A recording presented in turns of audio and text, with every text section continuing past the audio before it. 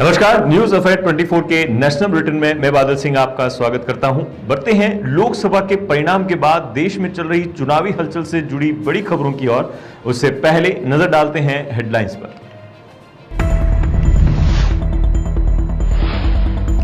प्रथम 2 चरणों में भाजपा को पहुंचा बड़ा नुकसान। तीसरे चरण में सबसे अच्छा प्रदर्शन। हर चरण में कांग्रेस रही पीछे।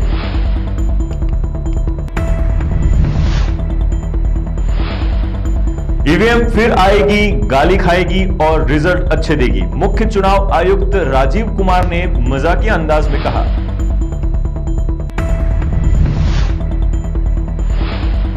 पीएम मोदी को ताइवान ने दिया बधाई संदेश। चीन को आपत्ति। चीन का कहा, विश्व में एक ही चीन है, ताइवान उसका अभिन्न अंग।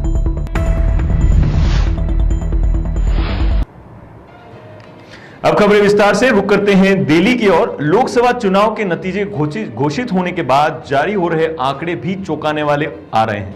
नतीजों की बात करें तो 240 सीटों के साथ भाजपा सबसे बड़ी पार्टी बनकर उभरी है। वहीं 99 सीटों के साथ कांग्रेस दूसरे स्थान पर रही। 293 सीटों के साथ एनडीए लगातार तीसरी बार सरकार बनाने जा रही है। अब बात करते हैं चुनाव के 7 चरणों की। पहले चरण में भाजपा को और कांग्रेस को 27, दूसरे चरण में भाजपा को 47 और कांग्रेस को 23। 2 चरणों में भाजपा का प्रदर्शन सही नहीं रहा। वहीं तीसरे चरण के चुनाव में भाजपा 58 और कांग्रेस को महज 15 सीटें मिली।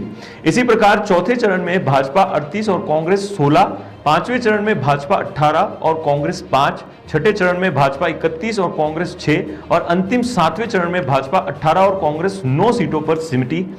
तीसरे चरण में भाजपा ने सबसे अच्छा प्रदर्शन किया। खबर दिल्ली से। लोकसभा चुनाव के परिणाम के बाद भाजपा अन्य दलों के साथ अपनी सरकार बनाने जा रही है। ऐसे में सामने आए पार्टियों के आंकड़ों को देखें तो लोकसभा चुनाव 543 सीटों पर हुए। मीडिया रिपोर्ट के अनुसार इसमें से 536 सांसद ऐसे हैं जो 41 पार्टियों से संबंध रखते हैं। निर्दलीय सांसदों की संख्या 7 जो लोकसभा के लिए चुने गए हैं। शीर्ष 10 पार्टियों के हिस्से 479 सांसद आए हैं, जबकि 31 दलों के सिर्फ 57 उम्मीदवार ही जीत सके हैं। खास बात यह है कि इस बार 280 ऐसे प्रत्याशी सांसद बने हैं जो संसद में पहली बार पहुंच रहे हैं। वहीं अन्य की बात करें तो दूसरी बार 116, तीसरी बार 74 और चौथी बार 35, पांचवी बार 19, छठी बार 10, सातवीं बार 7 और एक सांसद 8वीं बार लोकसभा के लिए चुने गए हैं। लोकसभा 8वीं बार पहुंचने वालों में सबसे अनुभवी सदस्य मध्य प्रदेश के टीकमगढ़ के भाजपा सांसद वीरेंद्र कुमार खटीक हैं। खबर दिल्ली से। देश में लोकसभा चुनाव के परिणामों के बाद एनडीए की सरकार बन रही है। नरेंद्र मोदी तीसरी बार प्रधानमंत्री बनने जा रहे हैं। ऐसे में कई देशों ने नरेंद्र मोदी को बधाई संदेश भेजे, लेकिन ताइवान के बधाई संदेश पर चीन चिढ़ गया और उसने आपत्ति जताई है। दरअसल लाई चिंग-ते पिछले महीने ताइवान के नए राष्ट्रपति बने थे। तब पीएम मोदी ने उन्हें बधाई संदेश दिया था। अब पीएम मोदी की जीत पर उन्होंने सोशल मीडिया एक्स पर पोस्ट करते हुए लिखा, प्रधानमंत्री नरेंद्र मोदी को चुनावी जीत पर हार्दिक बधाई। हम तेजी से बढ़ती ताइवान और भारत की साझेदारी को बढ़ाने और आपसी सहयोग को और बेहतर करने के लिए तत्पर हैं। ताइवान के राष्ट्रपति की पोस्ट पर उत्तर देते हुए प्रधानमंत्री मोदी ने लिखा कि इस बधाई संदेश के लिए आपका धन्यवाद। मैं दोनों देशों के रिश्तों को और अच्छा होते देखता हूं, जिससे कि हम साथ मिलकर अपनी तकनीक और आर्थिक साझेदारी को और बढ़ाएंगे। इस पर चीनी विदेश मंत्रालय के प्रवक्ता माओ निंग ने कहा कि चीन ताइवान अधिकारियों और चीन के साथ राजनीतिक संबंध रखने वाले देशों के बीच सभी प्रकार की आधिकारिक बातचीत का विरोध करता है। दुनिया में केवल एक ही चीन है। ताइवान चीन के क्षेत्र का एक अभिन्न अंग है। खबर दिल्ली से। लोकसभा चुनाव में राजधानी दिल्ली में भी चौंकाने वाले परिणाम सामने आए हैं। इसमें भाजपा ने 7 में से 7 सीटों पर जीत दर्ज की है। इसके बाद बयानों का दौर शुरू हो गया है। भाजपा नेता शहजाद पूनावाला ने कांग्रेस और आम आदमी पार्टी गठबंधन की कड़ी आलोचना की। उनकी यह प्रतिक्रिया दिल्ली सरकार के मंत्री और आप नेता गोपाल राय के बयान के बाद आई। गोपाल राय ने कहा था कि आगामी दिल्ली विधानसभा चुनाव के लिए दोनों पार्टियों के बीच कोई गठबंधन नहीं होगा। आप नेता ने आगे कहा कि दिल्ली विधानसभा चुनाव में आप कांग्रेस के साथ गठबंधन किए बिना अकेले चुनाव लड़ने वाले हैं। इस पर भाजपा नेता शहजाद पूनावाला ने कहा कि विधानसभा चुनाव के लिए कांग्रेस और आप का गठबंधन नहीं होगा, यह केवल स्वार्थ की दोस्ती है। अब वे दोनों एक दूसरे को दिल्ली में गालियां दे रहे हैं। यह विपक्षी गठबंधन इंडिया का असली चेहरा है।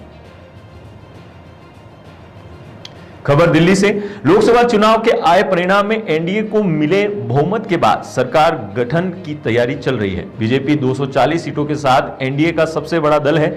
उसके बाद टीडीपी और जेडीयू का नंबर आता है। जब से समर्थन वाली सरकार बनने की बात सामने आई तो राजनीतिक गलियारों में चर्चा चल रही है कि कहीं टीडीपी और जेडीयू एनडीए से बाहर तो नहीं हो जाएगी।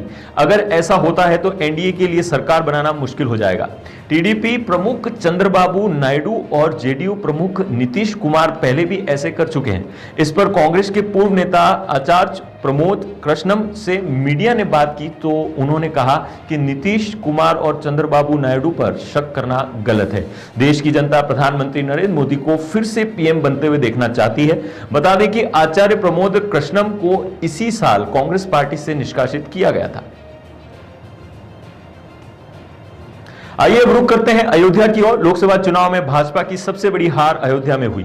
राम मंदिर प्राण प्रतिष्ठा को लेकर चुनाव लड़े भाजपा को वही हार का सामना करना पड़ गया। इसको लेकर हनुमानगढ़ के महंत राजू दास ने कहा कि ये दुखद था। अयोध्या जैसे शहरों के लिए 32 से 38 लाख करोड़ का बजट देकर योगी और मोदी ने विकास का प्रयास किया और हार गए।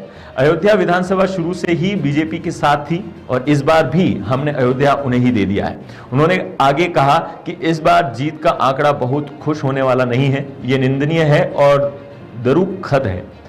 लेकिन हमें अब खुद से सवाल करना होगा कि आखिर अब सनातन की बात कौन करेगा, कौन हिंदू धर्म की बात करेगा, सनातन संस्कृति की बात कौन करेगा। आगे उन्होंने कहा कि मैं बीजेपी के नेताओं को बोलना चाहूंगा कि कान खोलकर सुन लो।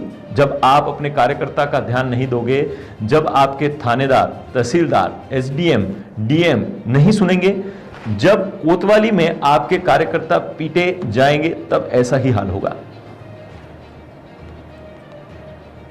रुक करते हैं दिल्ली की ओर। लोकसभा चुनाव में ईवीएम मशीन हमेशा सवालों के घेरे में रहती है। इस बार भी विपक्ष के कई नेताओं ने ईवीएम पर सवाल उठाए थे। अब चुनाव समाप्त हो चुके हैं और आचार संहिता नहीं हटी है। ऐसे में मीडिया से बात करते हुए मुख्य चुनाव आयुक्त राजीव कुमार का एक वीडियो वायरल हो रहा है। दरअसल राजीव कुमार ने मजाकिया अंदाज में कहा कि अब तो सबके सामने है, अब तो सबको पता है, जो अब क्यों पीटना है। अब थोड़े दिन ईवीएम को आराम करने दीजिए, उसे अगले चुनाव तक आराम करने दीजिए, फिर बाहर आएगी, बैटरी बदलेगी, पेपर बदलेंगे, फिर वो गाली खाएगी और फिर रिजल्ट अच्छे बताएगी। शायद गलत मुहूर्त में उसका जन्म हुआ है। पिछले 20-22 सालों से ईवीएम सही नतीजे दिखाती आ रही है। वह बहुत भरोसेमंद है, वह हर प्रकार से तटस्थ हो चुकी है और अपना काम करती है। अब तो सबके सामने है, अब तो सबको पता है, तो अब उसको बेचारी को क्यों पीटना है। उसको से दूर रहते हैं, थोड़े दिन उसको भी आराम करने दीजिए। नेक्स्ट इलेक्शन तक आराम करेगी, फिर बाहर आएगी, फिर उसी तरीके से उठेगी, बैटरी बदलेंगे, फिर उसके पेपर बदलेंगे, फिर वो गाली खाएगी, फिर वो अपना रिजल्ट अच्छे से दिखाएगी। पिछले 20-22 इलेक्शन से ऐसी रिजल्ट दिखा रही है। सरकारें एक जगह से दूसरी जगह बदलती चली जाती हैं पूरे राज्यों में, बहुत सारों में।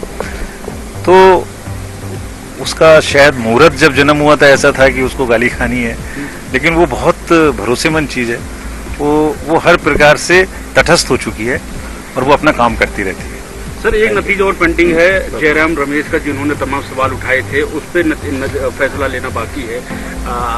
उन्होंने टाइम भी मांगा था, भाग गए थे वो एक हफ्ते के लिए कि इलेक्शन रिजल्ट आ जाए, उसके बाद जो है हम उस पर अपना जवाब। अब इलेक्शन की जो रिजल्ट्स आ गए, हम एमसीसी को अभी 1 घंटे के अंदर अंदर उठा देंगे। अब उसकी कोई विवेचना और वो बात करने से कोई नतीजा नहीं है। Thank you. ये थी अब तक की बड़ी खबरें। आगे की खबरों के लिए बने रहिए न्यूज़ अफेयर 24 पर। नमस्कार।